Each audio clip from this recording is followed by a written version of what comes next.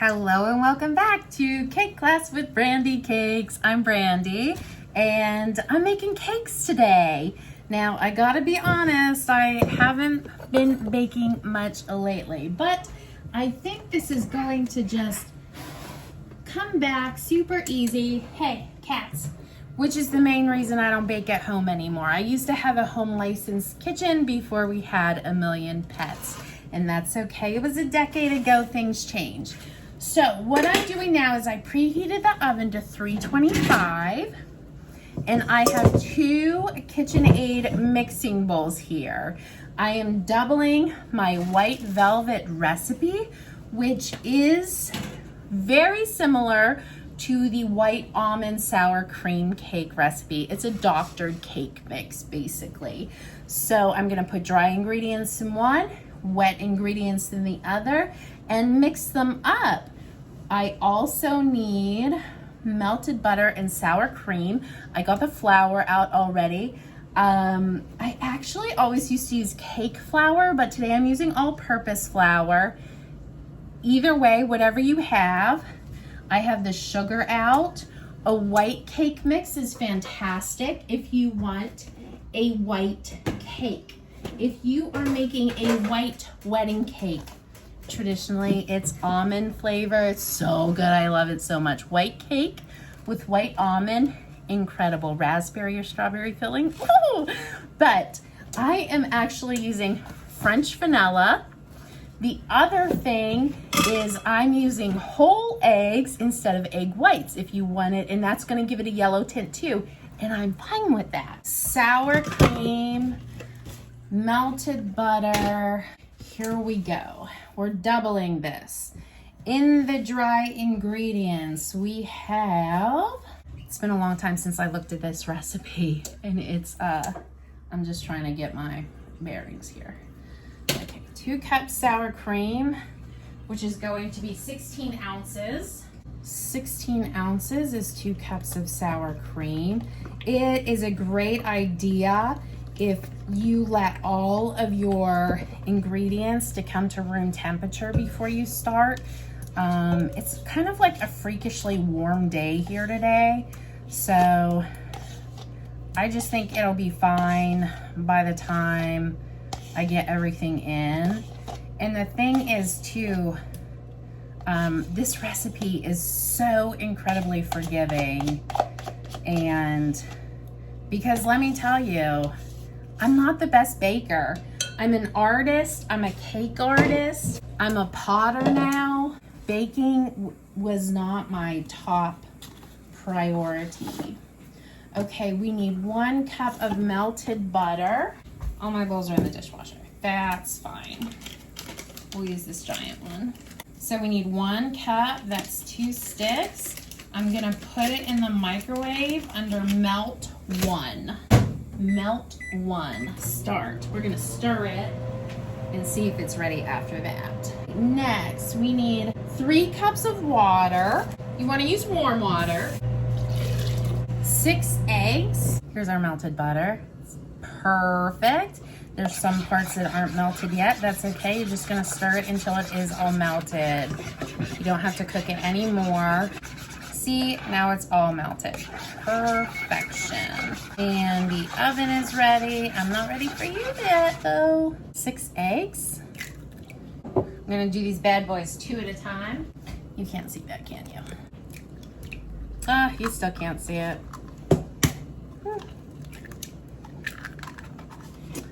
Well, my hands are already eggy. I can't move the camera now. 6.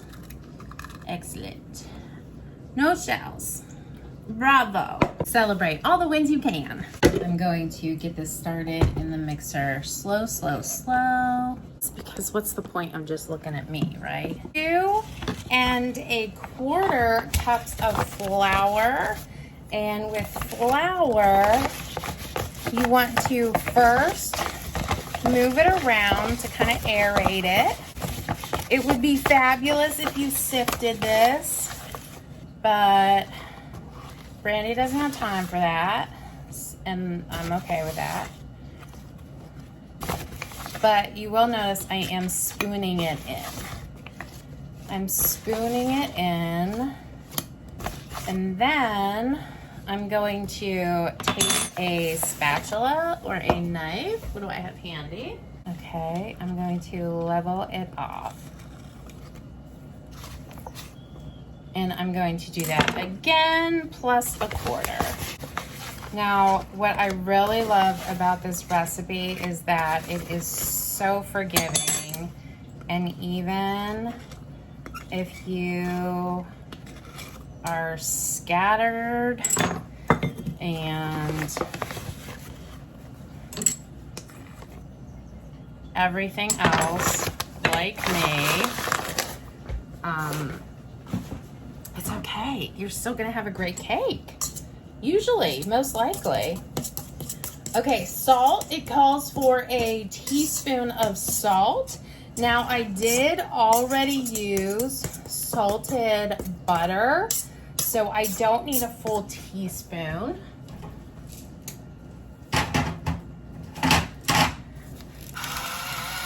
So I'm just gonna do it like this.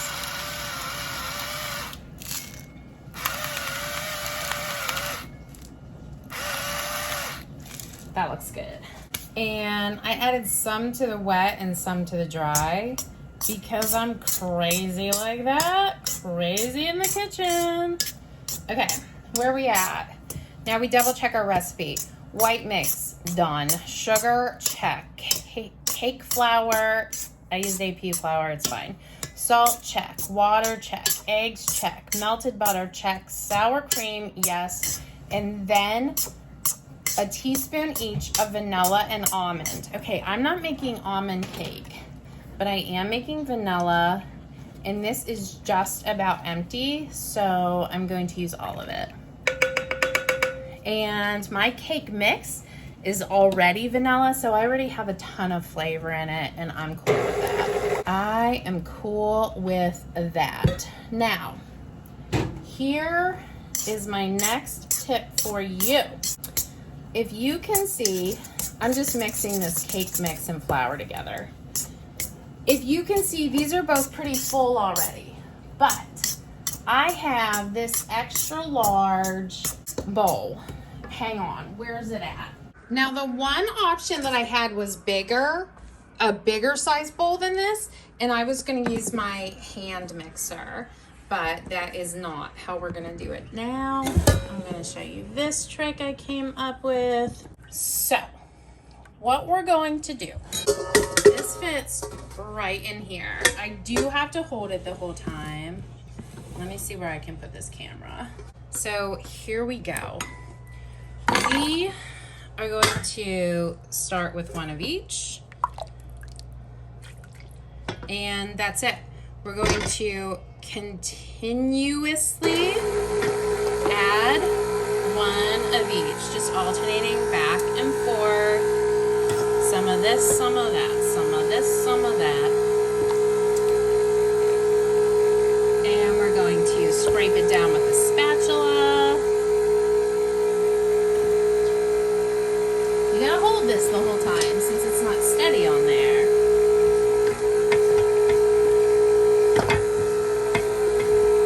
And we're going nice and slow. Spin it around. See, you have room to scrape on the other side. This probably voids your KitchenAid warranty, so maybe not the best solution.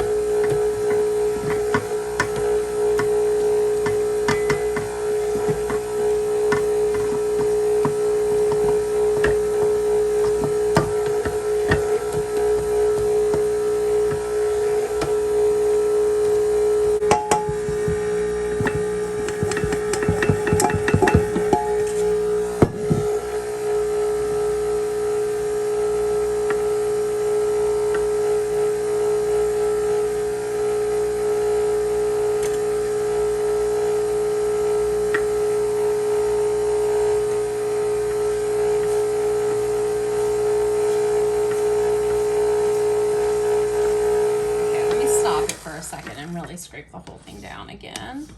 Grip on that. Okay, that's the end of the dry.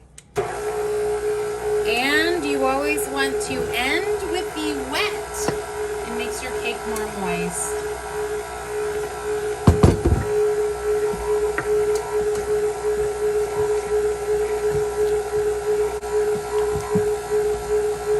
Okay, a good scrape down. And then we should be just about there. I want to make it a little more fluffy. But we just about got this.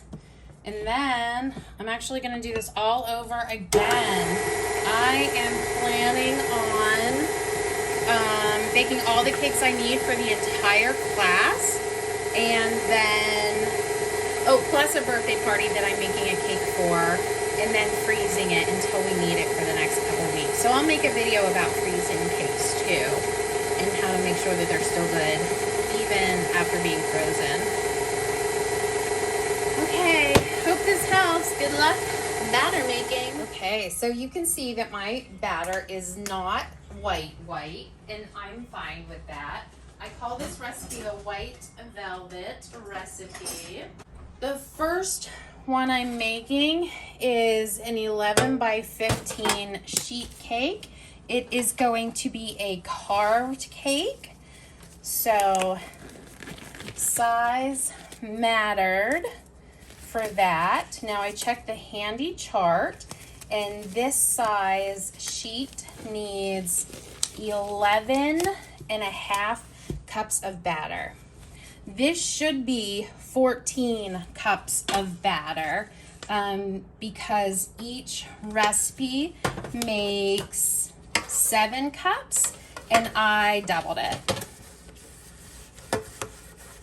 So here is my cake pan prep. You absolutely cannot forget this step or your cake is not going to come out of the pan right. It's gonna stick to it. You're gonna have a big mess.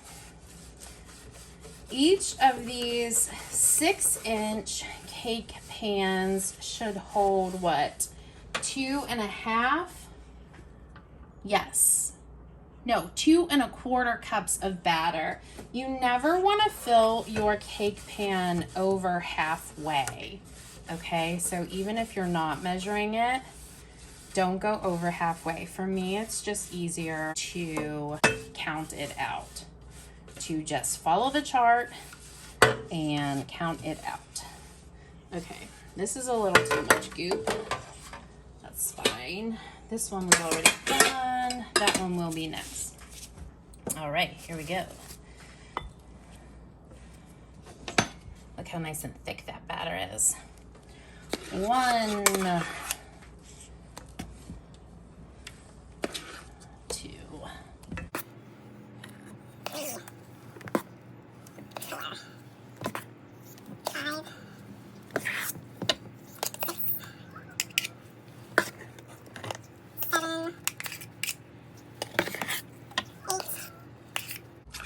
I'm not sure about these measurements because this looks like enough. Let me double check. Okay, time to put on the bake even strips. I'm just going to gently wring them out. Well, not really wring it, more like squeeze it. And put it on. Super saturated, excellent. Let's do this one for our experiment. So 1 on and 1 without. Okay, now we want 2.25 cups. Okay. The next one, I'm not going to double. I'm just going to do it one time. And I'm gonna use my same dirty pans too. Okay, I am doing this again. Okay, so this one is done first. Let me show you the other ones.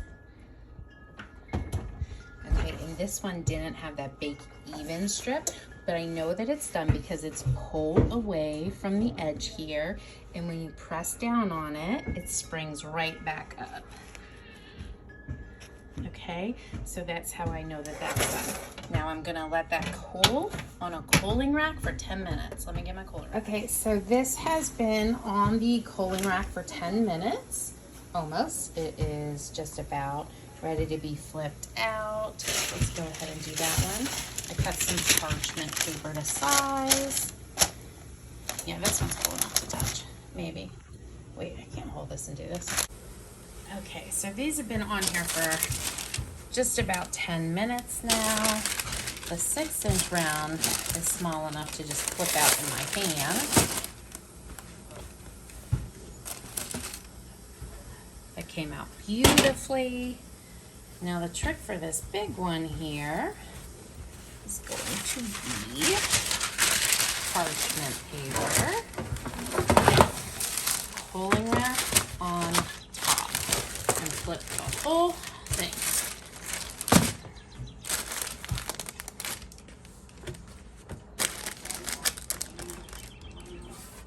Beautiful. Ooh, it's still steaming.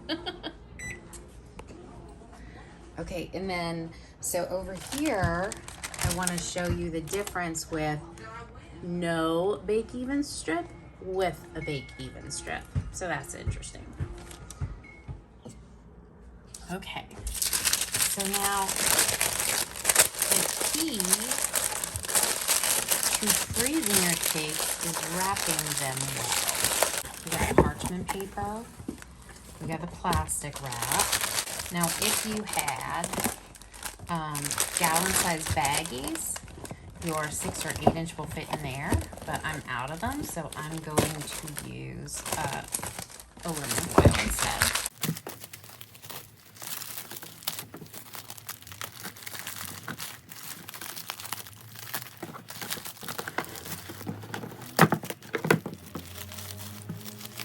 Always a good idea to label them as well.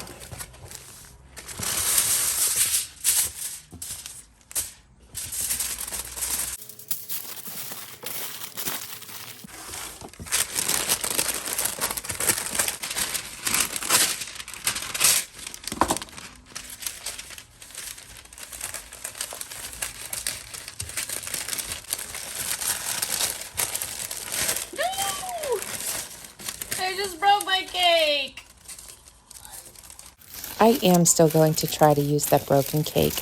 I'm going to try to glue it back together with ice. The problem was I didn't wait for it to cool completely. And also the 6-inch rounds were so easy to just hold and support with my whole hand to flip it over like that. But like I would never try to just pick up and move a sheet cake, so I don't know why I was doing it with an 8-inch cake. And also it wasn't cool all the way, but I am still going to try to use it unless, actually when I bake cupcakes for week 3, maybe I'll make another 8-inch round to replace that one. I'm leaving it in the video though as a cautionary tale to definitely be careful while you're manhandling your cakes. Okay, so this whole point of this freezing section, prepping it for the freezer, is to wrap it extremely well. And that's how you're going to have the best success.